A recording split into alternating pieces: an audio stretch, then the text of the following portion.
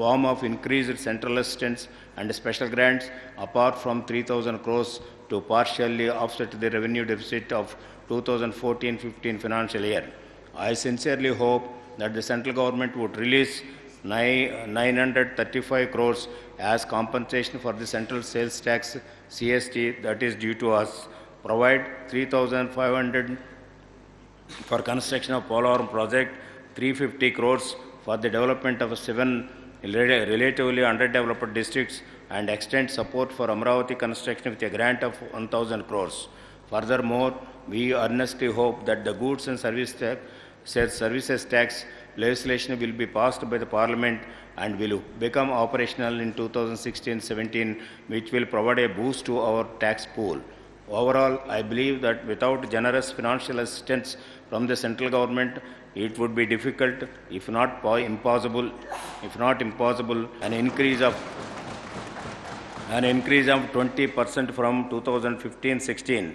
Accordingly, the outlay for financing the state development plan is set to increase by 42.78% from rupees 34,412.48 crores 2015-16 BE to 49,134.44 crores, while the non-plan expenditure is estimated to grow by 10% from to 78,636.51 crores to 86,554.55 crores.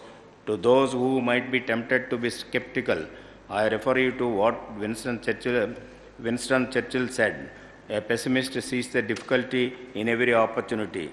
An optimist sees the opportunity in every difficulty." We are discovering new and creative opportunities from the adversities of state reorganization and its aftermath. We believe that we can overcome difficulties and find innovative paths to financing development. In addition to the resources allocated in the budget, we propose to mobilize resources required for development through public-private partnership and through the public sector enterprises. Above all, we count on the central government to lend a helping hand to drive this state towards the goals of Vision 2029. Primary sector. Our government accords highest priority to the sustainable primary sector growth, which is imperative for the inclusive development of our state. Though the sector constitutes 26.7% of the state's economy, it provides livelihood to nearly 63% of the population. I believe that Thomas Jefferson has eloquently articulated our position when he said, "Cultivators of the earth are the most valuable citizens."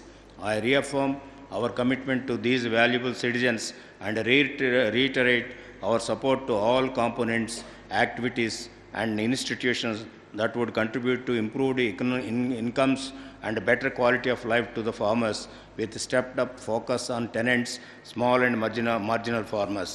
As noted earlier, the primary sector has registered an impressive growth rate of 8.4% in 2015-16. However, the annual agriculture crops have registered a negative growth of 7.01% when compared with the previous year due to extreme drought. The other subsectors, however, have recorded impressive growth rates. Horticulture has grown by 9.96%, livestock notched an impressive 11.22% growth, and fisheries subsector had an astounding growth of 32.78%. Our efforts for robust agriculture development resulted in food grain production of 102.87 lakh metric tons in 2015-16. Though this is less than the 2014-15 production, it is still a significant achievement considering that 20.06% of cropped area was damaged due to drought. In 2016-17, we will provide a major impetus to the primary sector. Agriculture development. The main thrust of our agriculture development strategy is to build resilience that would insulate annual crops from the vagaries of nature, climate change, and markets, while improving the productivity and increased returns to the farmers. In this direction, our government is committed to making Andhra Pradesh drought-proof and drought-proof, expand assured irrigation to all commandable lands by completing all priority projects, promote extensive soil and water conservation measures, apart from efforts to maximum productivity, reduce wastage, expand access to global best practices, technologies and market access. To promote climate resilient agriculture, our government has taken up comprehensive drought proofing activities and measures for dry spell mitigation in rain-fed areas through programs like Panta Sanjeevani, rain guns, etc. Further, abiotic and biotic stress-resistant varieties are being promoted in drought-prone areas. Our efforts have resulted in significant recharge of groundwater, especially in the Rayalaseema region, with the 5.366 TMC of additional capacity and stabilized 55,272 acres of high cut. These efforts would be stepped up in 2016-17 financial year with a renewed vigor. I am allocating 5,838.65 crores for agriculture development during 2016-17. Of this, 50 crores is for drought proofing, 41 crores for creation of viable farm livelihoods by promotion of organic and natural farming, and 344 crores for Pradhana Mantri Fasala Bima Yojana all new scheme, and 54 crores for National Mission on Agricultural Extension and Technology, which is 12% higher than last year. 79 crores for National Oilseed and Oil Palm Mission, which is 79% higher than last year. 232 crores for Rashtriya Krishi Vikas Yojana, which is 24% higher than last year. Horticulture development. Our endeavor is to make Andhra Pradesh the hub for horticulture and food processing by encouraging area expansion with high-yielding varieties, establishment of post-harvest infrastructure like cold storage, pack houses, ripening chambers, with vigorous implementation of the Mission for Integrated Development of Horticulture. We propose to encourage farmer groups in vegetable growing villages and value addition through grading and packing.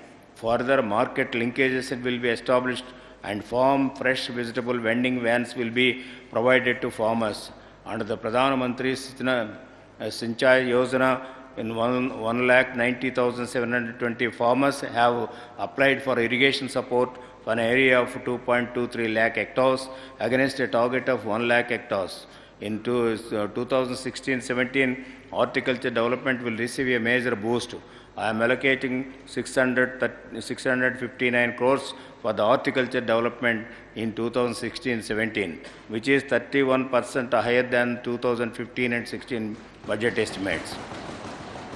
Sericulture development. We seek to position our state as the leading production center for international grade silk production and promote sericulture as a viable alternative for meeting the challenges of agrarian stress in dry land areas. In pursuit of this vision, the government is providing subsidy to farmers for mulberry cultivation, construction of rearing shed, purchase of rearing equipment, supply of disinfectants and farm implements such as brush sack cutters, power sprayers, etc. I am allocating 147 crores for the promotion of sericulture in 16-17, which is 57% higher than 2015-16 allocation. Of this, the plan allocation is 26 crores, which is 130% higher than 2015-16 allocation. Debt redemption. This August House is aware that redemption of farmers' debt has been one of the most policy commitments of our government.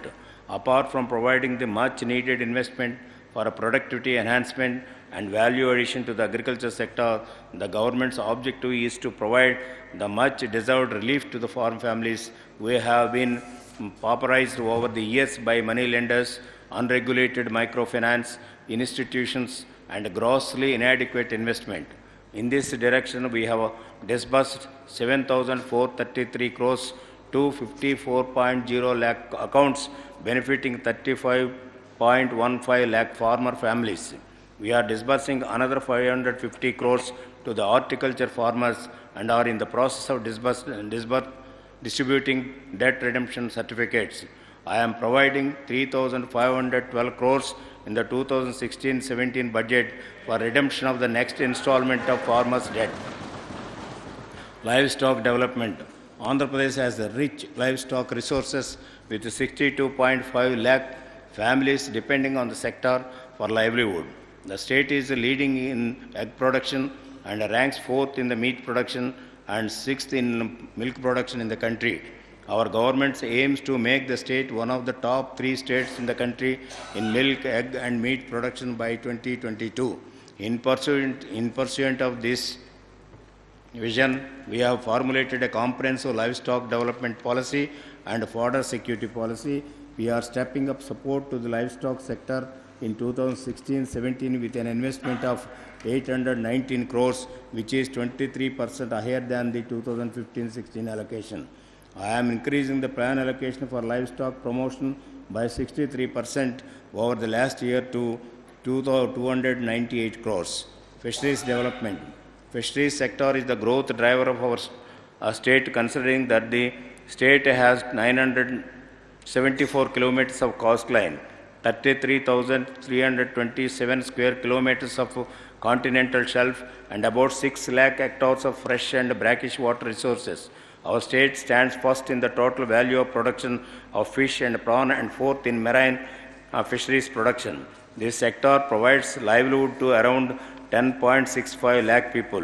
Recognizing the potential of this sector, our government